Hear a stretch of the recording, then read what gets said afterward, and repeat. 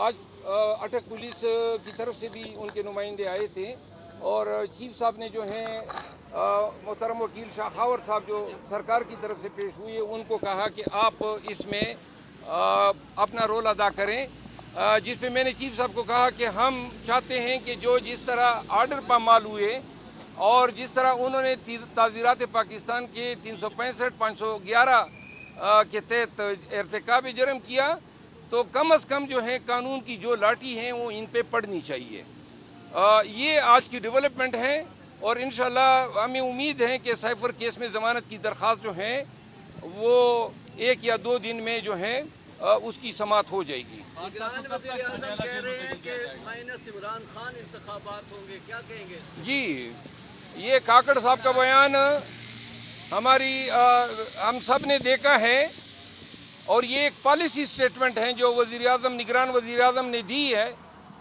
جب یہ نگران وزیر اعظم نے حلف لیا تھا تو پاکستان تحریک انصاف کور کمیٹی نے اس وقت شاہ محمود قریشی صاحب کے وساطت سے ان کی تقرری کو خوش آمدید کہا تھا اور ہم نے تہنیتی پیغام بھیجا تھا، لیکن انہوں نے متعدد دفعہ جو ہیں اپنی بدنیتی کا اظہار کیا ہے اور کل یہ بیان دے کے انہوں نے اپنے سٹیٹس پہ ایک سوالیہ نشان لگا دیا ہے کہ کیئرٹیکر کی جو تعریف ہے قانون اور آئین میں جو پرووائڈ کی گئی ہے اس میں بنیادی کنڈیشن یہ ہے کہ اس شخص کا یا اس منصب کے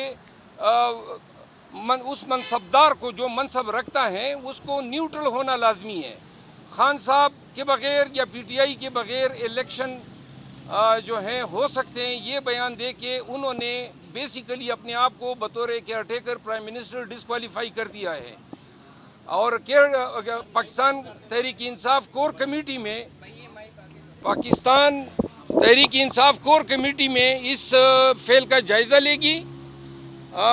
مجھے کبھی امید ہے کہ ہمیں یہ اجازت دی جائے گی کہ ہم قوہ وارنٹوں میں نگران وزیر اعظم کی تقرری کو اس بنیاد پہ چیلنج کریں کہ یہ جانبدار ہو گئے ہیں اور پھر عدالتوں میں دیکھیں گے کہ آیا وہ اس منصب پہ رہ سکتا ہے یا نہیں۔ جی، عمران ریاض صاحب بھی آئے ہیں، بہت خوشی ہوئی۔ پاکستان تحریک انصاف پاکستان کے عوام کو انہوں نے کافی جو ہے قید و بند کی تکلیفیں برداشت کی اور ان کا باہر آنا جو ہے یہ بھی ایک سوالیہ نشان ہے۔ عمران ریاض آپ کا صحافی دوست ہے، ایک مضبوط آواز ہے اور ان کو اغوا کیا گیا تھا، آج یہ بات ثابت ہو گئی ہے۔ لاہور ہائی کورٹ جو ہے اس کو اتنے ایام جو ہے یہ بہانے کرتے گئے۔ ہائی کورٹ کے لیے چاہیے کہ آئی جی پنجاب کو توہین عدالت کا نوٹس دے کہ یہ کہاں سے پیدا ہو گیا ہے۔ یہ ان تمام جو الزامات تھے ان کو آج سچ ثابت ہوئے ہیں۔ آپ سب یہ سن لیں، کلبھوشن یادو یا جو امریکن تھا ریمنڈ ڈیوس یا جو پائلٹ آیا تھا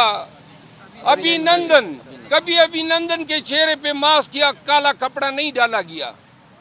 کلبھوشن کو ریویو کے لیے پاکستان نے اگری کر دیا، 2017 میں سزائے موت ہوئی ہے، آج 2023 ہے، کیوں سزائے موت نہیں دی جا رہی ہے؟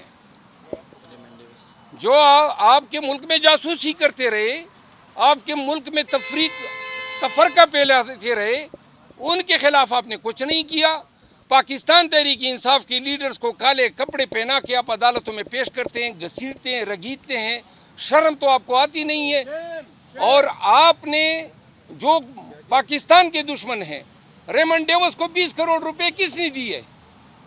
ریمنڈ ڈیوس کے دیت کی رقم 20 کروڑ روپے ادا کی گئی۔ یہاں سے لوگوں کے طاقتور ہونے کا اندازہ لگایا جا سکتا ہے۔